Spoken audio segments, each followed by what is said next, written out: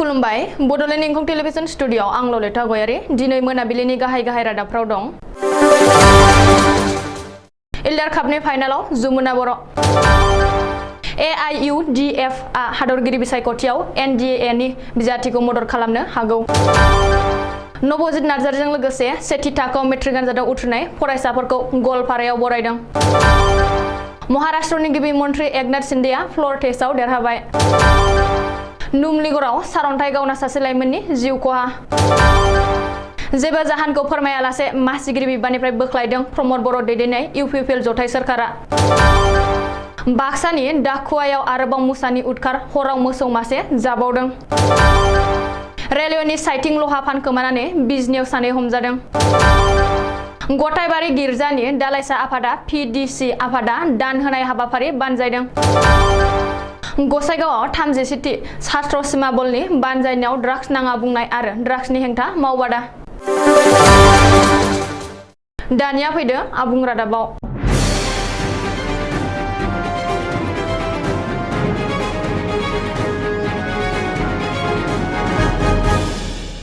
काजाखस्ताननि नुर सुल्तानाव खुंनाय इल्डार कापनि फाइनालाव बर'नि फिसा बक्सार जमुना बर'।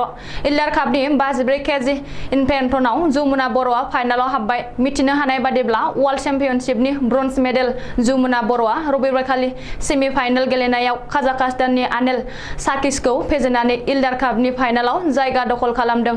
बबेखानि बर'नि फिसा जमुना बर'जों लोगोसे गुबुन 3 भारतारि बक्सारआ इल्डार कापनि फाइनालाव हाबबाय होननानै मिथिनो हादों। इल्डार कापनि फाइनाल गेलेनो गोनां गुबुन भारतारि बक्सारफोरा जादों कालाइफानि श्रीनिवासन, गीतिका आल्फिया। बिसोर गासैबो दिनै फाइनाल गेलेगोन।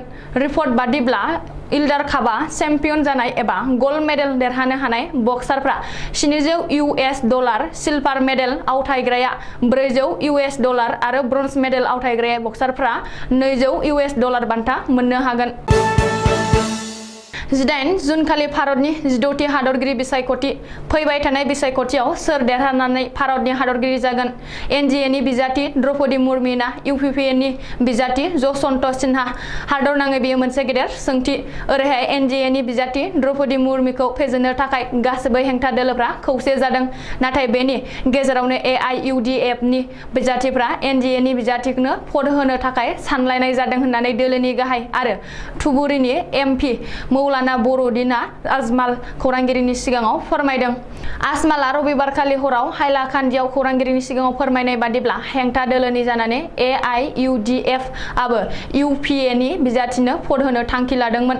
नाथाय आसाम प्रदेश कंग्रेस कमिटिनि आफादगिरि भुपेन बरानि अजद गोनां बानबुंथिफोरनि थाखाय बे थांखिखौ सोलायफिननो हागौ। बबेखानि सनिया गान्धीआ AIUDF खौ मदद खालामनो खावलायनायनि उनावबो भुपेन बराया हेंथा बाथ्रा बुंना खैसार सानदों। AIUDF नि हेंथा बाथ्रा बुंनो बियो सनिया गान्धीखौ लाजि फोनांदों। भुपेन बराया सासे बिग जिर होननानैबो बदरुद्दिन आजमाला खौरांगिरिनि सिगाङाव बुंदों।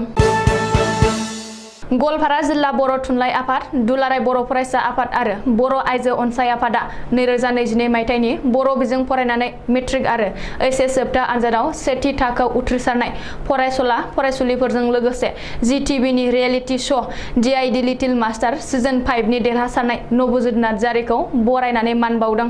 रंजुली दख'रा दुलाराय बर' फरायसा आफादनि हेफाजाबजों दिनै गवालपारा जिल्ला बर' थुनलाइ आफाद, दुलाराय बर' फरायसा आफाद आरो बर' आइजो अनसाय आफादा रंजुली प्रगति संघ नब्लाङाव गवालपारा जिल्लानिफ्राय 2022 मायथाइयाव बर' बिजोंजों फरायनानै HSLC आरो HS जोबथा आनजादाव सेथि थाखोआव उथ्रिसार जानो हानाय फरायसा फरायसुलिफोरजों लोगोसे ZTV नि reality show' DID little master season 5 नि देरहासारनाय नबजित नार्जारिखौ बरायनायजों लोगोसे मान बावदों। बे हाबाफारियाव आलासि महरै बाहागो लायो फारियै दुलाराय बर' फरायसा आफादनि लोगो गाहाय नेहाथारि दिनेश ब्रह्म, बर' कछारी गावहायुंआरि खुंथायनि लोगो गाहाय मावफुं सोद्रोमा रमिय' नार्जारिजों लोगोसे बर' बिजोंजों फरायनानै समाज बिगियानगिरि मुं मोननो हानाय डक्टर रसन दैमारि मोनहा। बे हाबाफारिनि गेजेरजोंनो गवालपारा जिल्लानि गुबुन गुबुन माहारियारि आफादफोरनिफ्रायबो DID लिटिल मास्टार सिजन 5 नि देरहासारनाय नबजित नार्जारिखौ बरायनाय जायो। ओनसोलनि रायजो राजाफोर आरो फरायसा फरायसुलिफोरनि लोब लोब बाहागो लानायजों हाबाफारिया जाफुंसार महर मोनदों। उद्धव ठाकरेनि सोरखारखौ सिफायनानै महाराष्ट्रआव गोदान सोरखार दानाय आरो गोदान गिबि मन्थ्रि एकनाथ शिन्देआ फ्ल'र टेस्टआव देरहाबाय। एकनाथ शिन्देआ दिनै बिधान सभायाव गावनि मेजरिटिखौ दिन्थिफुंबाय। दिनैनि फ्ल'र टेस्टआव एकनाथ शिन्देआ गासै 162 सा एमएलएफोरनि मदद मोननानै गावनि गोहो दिन्थिफुंदों। ओरैहाय एकनाथ शिन्देनि हेंथायै फ्ल'र टेस्टआव गासै 99 भट गोग्लैदों। बेनि सिगां रबिबारखालि एकनाथ शिन्देनि टीमनि सोद्रोमा बीजेपी एमएलए नार्वेकार 164 भट मोननानै बिधान सभानि बिबुंथिगिरि महरै सायख'जायो। बेनि उनाव दिनै फ्ल'र टेस्टआव देरहानायनि स्वादखौ लादों शिवसेनानि खुद्रिखांनाय दैदेनगिरि आरो गिबि मन्थ्रि एकनाथ शिन्देआ। मख'नो गोनांदि बिधान सभायाव फ्ल'र टेस्ट खुंनायनि सिगां थांनाय बृहस्पतिबारखालिनो एकनाथ शिन्देआ महाराष्ट्रनि गोदान गिबि मन्थ्रि महरै समायखिरा लादों। बेनि उनाव लादों बारग' गिबि मन्थ्रि एबा शिवसेनानि गाहाय उद्धव ठाकरेआ एकनाथ शिन्देखौ दोलोनि हेंथा हाबायाव लोब्बा थानायनि दाय होना दोलोनिफ्राय एरख'नाय जादोंमोन। ओरैहाय उद्धव ठाकरेखौ होखारनानै गिबि मन्थ्रि जानाय एकनाथ शिन्देनि सोरखारा 6 दानसिमबो जोरनाय नङा होननानैबो दाबि खालामदों। उद्धव ठाकरेनि सोरखारनि बाहागोआरि दोलो एनसीपीनि गाहाय शरद पावारआ बेजों लोगोसेनो फैगौ 6 दाननि गेजेरावनो महाराष्ट्रआव फिन बिसायख'थि जानो हागौ होननानैबो शरद पावारआ दाबि खालामदों।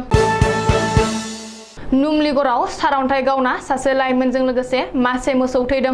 नुमलिगड़नि साखाथियाव थानाय गलाघाट जिल्लानि मरिंआव मौजाखार खवानियाव दिनै सानजौफुनि 11 रिंगायाव जादों। बे जाथाया रिपर्ट बादिब्ला आबाद फोथाराव खामानि मावबाय थानाय समावनो सारअन्थाइ गावनानै सासे लाइमोना जिउ गोमादों।